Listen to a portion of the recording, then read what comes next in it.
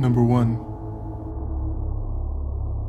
I know it's cliche, the typical creeper on a dating site thing, but this is my story, and it still shakes me to this day.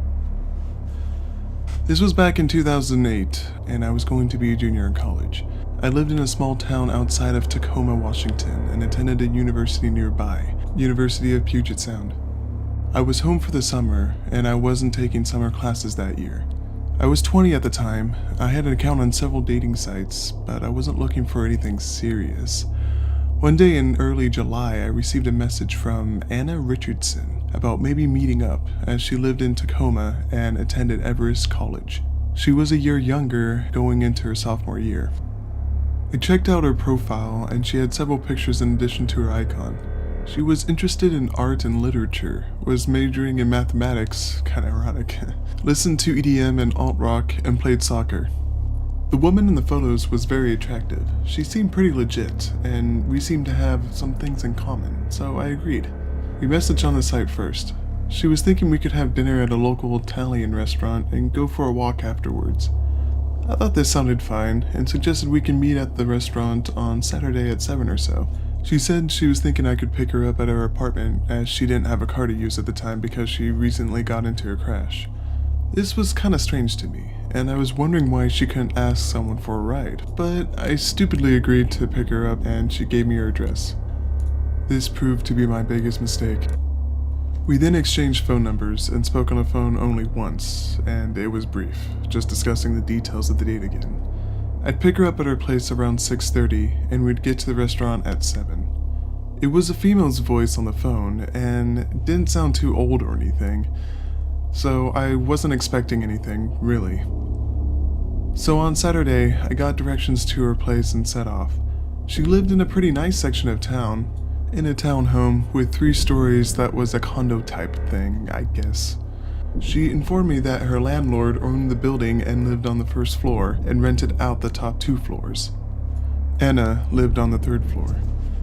There's a set of stairs on the side of the townhome where there was a door to each floor, but the first floor also had a front door. It was kind of a weird setup. I went up the side stairs to the 3rd floor and knocked on the door. It felt like forever that I waited, though probably just 5 minutes, before someone answered. A rather large, middle-aged man with the most bizarre look on his face opened the door. I don't even know how to describe it, other than that there wasn't anything weird about his appearance or outfit.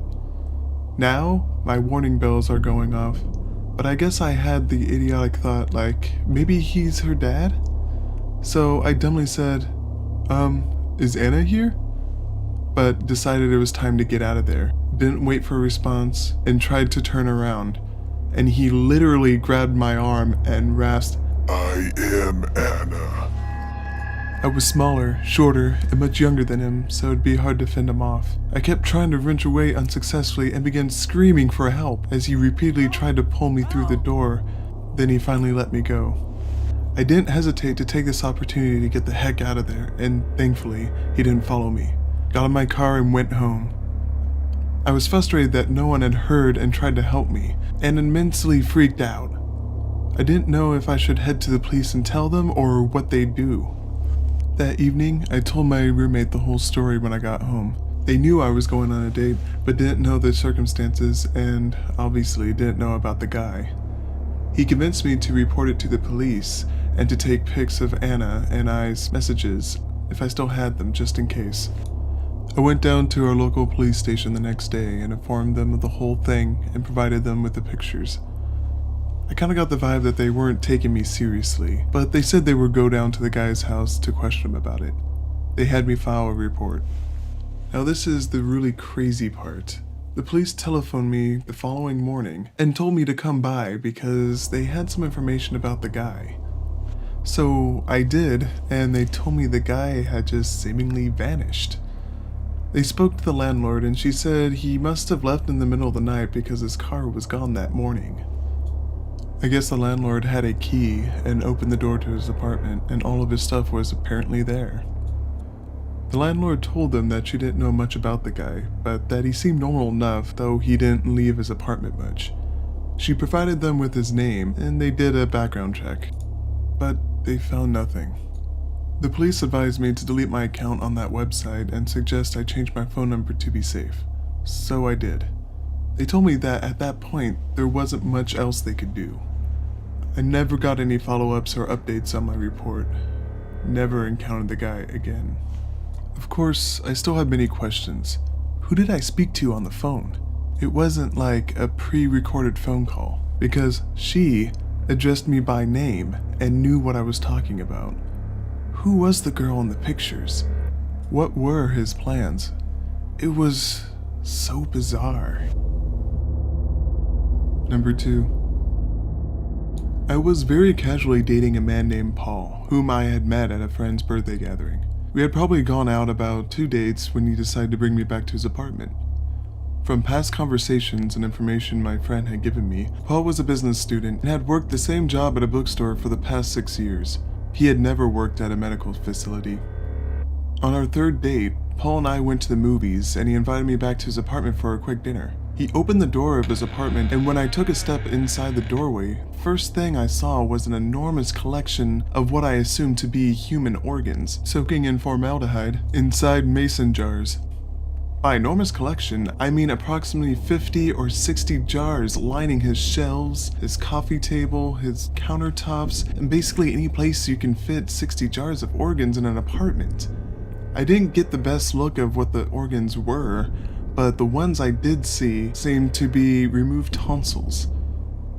I was in complete shock and froze at the doorway, slowly turning my face to Paul to see if he would provide some type of explanation for his serial killer-esque decor. Paul walked into the apartment without any hesitation, as though it was completely normal to welcome a woman into your home full of body parts. I naturally stared wide-eyed for about 30 seconds, then bolted down the stairs to my car and sped home. I never spoke to him again. Number 3. This story happened about a year ago, a couple weeks after I broke up with my boyfriend of 2 years. I was on the receiving end of the breakup and was a complete mess. I was in college and living at home for the summer in a very small town during the course of these events. A friend was consoling me and created my very first online dating profile for me because gay men sometimes think that more sex is the solution to everything. His intentions were good, and I have to admit that some of the men contacting me were very attractive. I didn't really know how to use the website very well, so I started to text a couple guys I had met. This is where Robert comes into play. On the surface, well, below the neck, Rob was a 6'3", gorgeous man who competed in bodybuilding competitions. Unfortunately, his face looked something like an axe murderer. His teeth were fucked, he wore glasses with those really thin metallic frames, and his hair looked like his mom still cut it. I tried to give him the benefit of the doubt, and he seemed like a really nice guy. That first night that we texted, we probably stayed up until 2 a.m. talking about our lives. I heard a few things which aren't really red flags, but are usually turnoffs in what I look for in a date. For a guy in his late 20s, Rob didn't have much of a career. He was a high school track assistant coach, and I wasn't really sure if he got paid for the job. Anyway, I tried to be open-minded. The next day he wished me a good morning, and said we should go on a date that day. I told him, in detail, how I was just broken up with, and didn't really want to meet a guy for dinner and cry from the appetizer to the dessert. He understood and agreed, and then asked me out 3 hours later. This creeped me out, and I stopped talking to him. Rob began to call me several times a day. What made this stranger was the fact that it was every day at a few specific times, 10:17 a.m. and 9:17 p.m. Every day. Sometimes he would call me 3 times in a row, but always starting at 10:17 a.m. Obviously, I never picked up the phone. Considering I texted Rob for less than a 12-hour period, this began to frighten me. I mentioned this story as a joke to another one of my friends who was a police officer, but he took it more seriously than I expected. He told me that I should delete the profile, which I hadn't thought to do, and to be very careful. I deleted the profile right in front of him.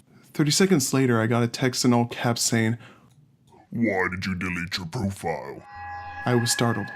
I can't say for sure, but it looked like he was continually monitoring my now abandoned profile on the website throughout the day. Getting more uneasy, my morning phone calls began to seriously worry me. Luckily, a week or so and roughly 40 missed phone calls later, he seemed to finally be getting the message. I really wish that previous statement was correct. One morning, my mom walked in with the day's mail. She handed me a large manila envelope with a handwritten address that appeared to be scribbled by a child. I thought it was a piece of artwork from one of the several children that I babysit, so I opened it happily. I have never been more wrong in my life. Out of the envelope came a 2-page long typed letter, a complete chat log of our conversation on the website, a complete text log of our SMS conversation, and a full 8.5-inch by 11-inch copy of my profile photo taken from the website. I should also mention I have absolutely no idea how he obtained my address. I also don't even know how you can make a text log without typing up the entire conversation itself, and he must have copied my photo from the website long before that. Fucking weird. I immediately began sobbing at the 20 pages of horror that fell out of the envelope. I will also admit that to this day, I have never read the typed letter. All that I know is that it ended with a huge, creepy, smiley face. My mom saw that I was crying, and I told her that I was being stalked. She asked me, "Who is doing this?" and I gave her Rob's full name. What happened next completely sent me over the edge. My mom began crying too, and told me that Rob had been emailing her pretending to want to donate to her charity. My mom began to freak out as well when he began to ask about her children, and she stopped the email conversation.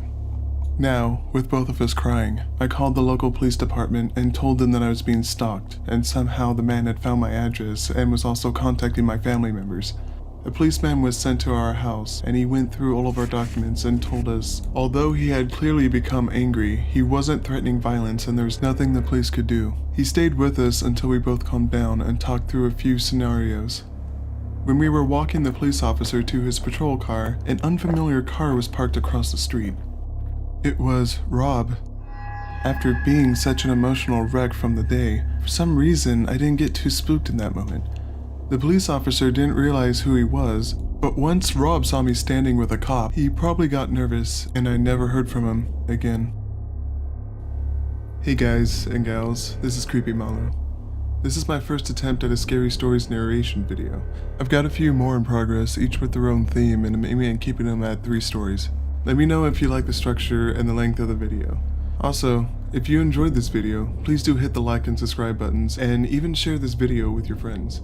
It would really help me out, being that this is a new channel and all. If you have any suggestions for themes for future videos, definitely leave a comment below. And until next time, stay safe.